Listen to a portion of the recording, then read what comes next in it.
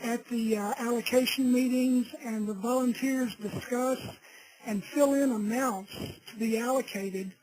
And the goal is to, if you can see at the bottom where it says funding available, as they fill in those amounts, their amount available goes down until they finally get to zero and all of the dollars are allocated.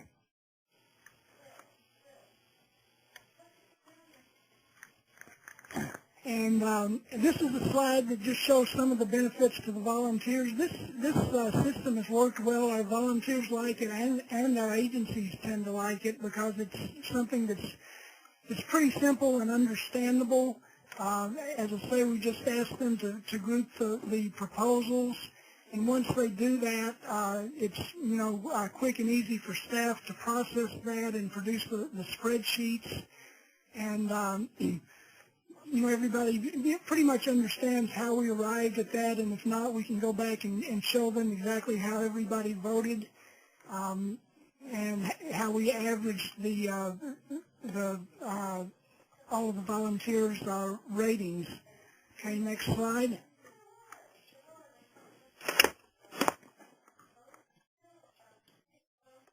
And these are some of the benefits to us. It's generally perceived as a fair process. It doesn't really determine the amount of the allocations, but it gives the volunteers a great starting point, and they can go through and see how the group, if they've got 20 proposals, they can see exactly how the group ranked those. Typically you have some where everybody agreed they were in the top group, and a few that everybody agreed are in the bottom group, and those don't usually require much discussion, but then you've got a whole group in the middle that, they generally spend quite a bit of time discussing the pros and cons and the merits and the demerits of those proposals. Next. Okay, Gene, I do have a question for you here that someone chatted into us. This is from Amy.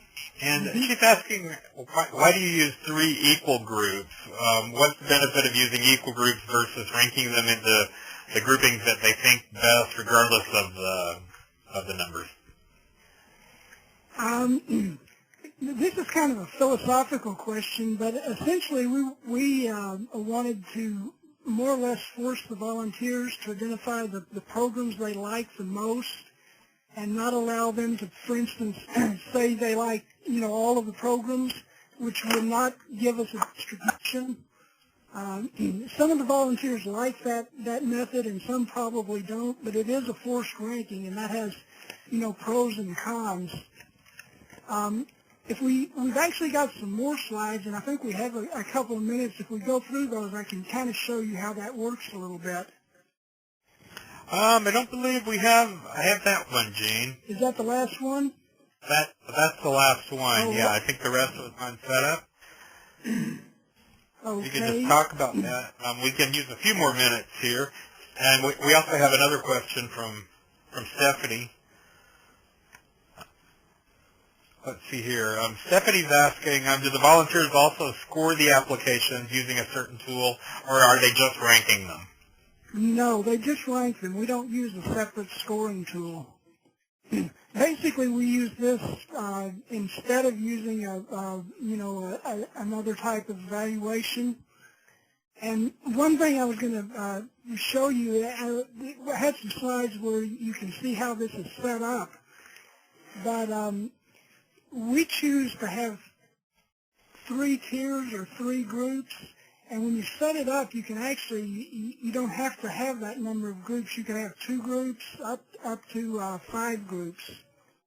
So we've just found that, 3 works best for us. It gets your top, middle, and bottom group. But that's up to the person setting up the system.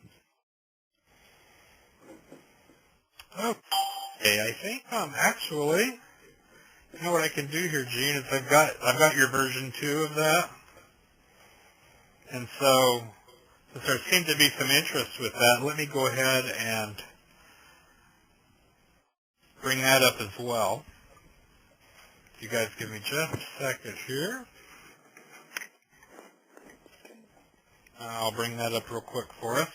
You can show those remaining slides you were referring to,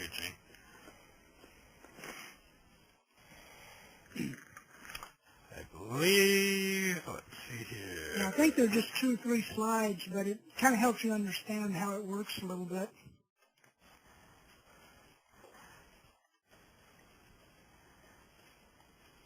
I believe this was the next one for the creating. Is this one you're referring to, Gene? Well, it is, but it's not showing up. Let's see here. You guys should be seeing it. I've got create the tier ranking evaluations. That slide. Yeah, on my screen, I'm not seeing the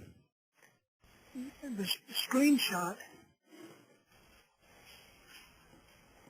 Let's see here. I should be seeing that. I'm seeing just the 2 red circles. Oh. Can everybody else see the screenshot okay there? Yes. Yes. Okay. That's interesting.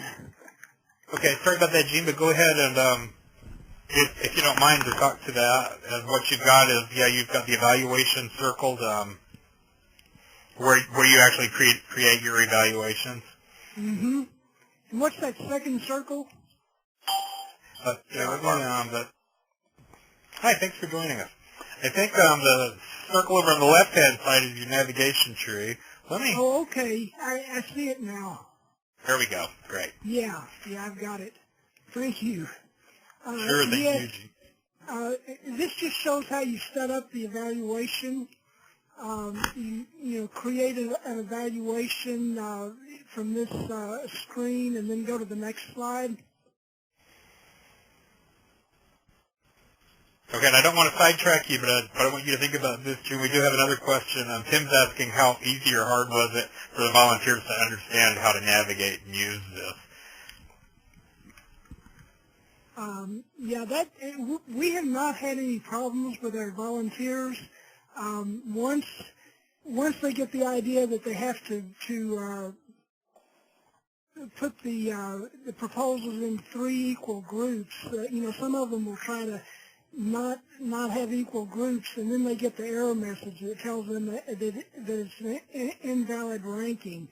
But we've had very little trouble. Most of them pick up on it right away and do it correctly. Let's see, this screen shows the settings, and what you do is you come in and you give it a name and select a funding stream from the drop-down menu. This one is educational support. And then there's a checkbox at the bottom where you enable tier ranking. And then if you'll go to the next slide, this is just showing the bottom part of that screen. Where it says allocation, you select from the drop-down menu an allocation. And the funding stream and the allocations are set up above that under the funding year 2009-2010. You can see the funding streams. So once you set your funding streams up and your allocations, then you just select those from a drop-down menu. Type in whatever instructions you need to provide, and these instructions, help a lot to help the volunteers kind of remember what they're supposed to. And then you see where you fill in your tiers.